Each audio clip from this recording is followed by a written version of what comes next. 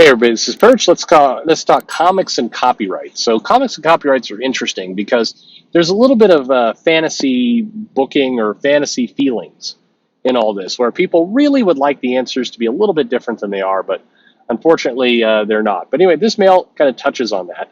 It says, "Hey Perch, as someone who makes indie comics and has a degree in animation, I have always had an interest in copyright law. It is always a topic of discussion in the indie community and even more so in the animation crowd. Have you heard much about Congress's new proposed bill to reset copyright laws and remove the so-called Mickey Mouse law that continually extends copyright law indefinitely?"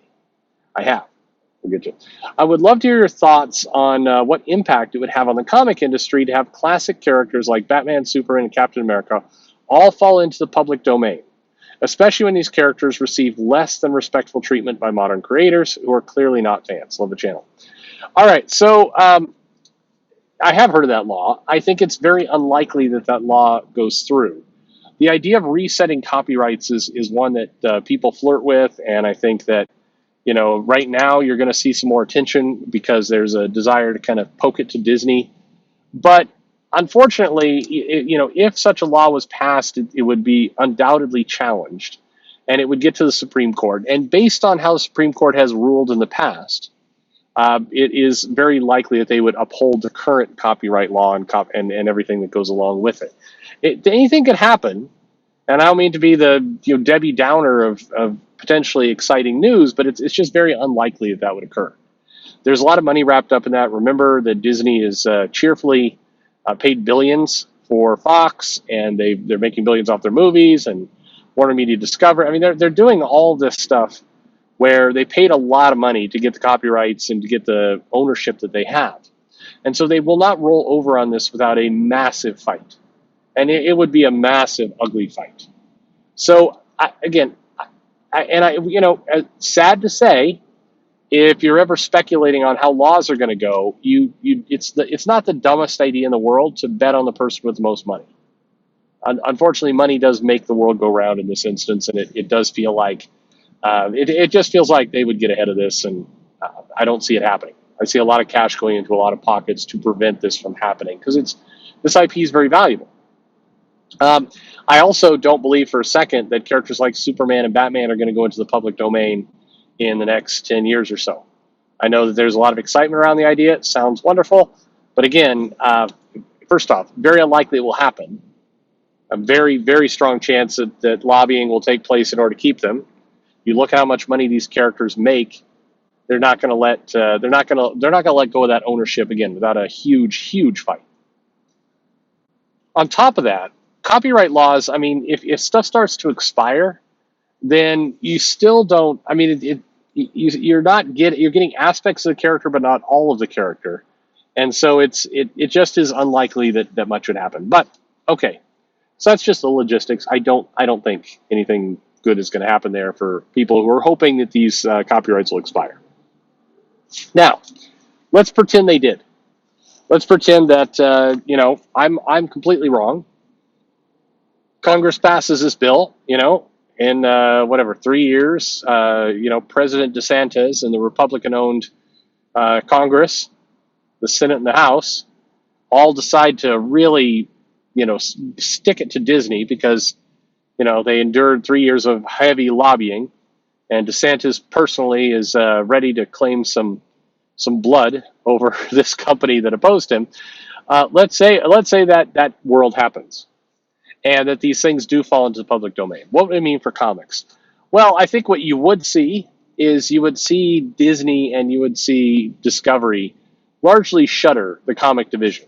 If they can't be sole proprietors of it, if they can't be the people who actually make the money from it, they would move to licensing out what they could, and they would just let the rest of it go.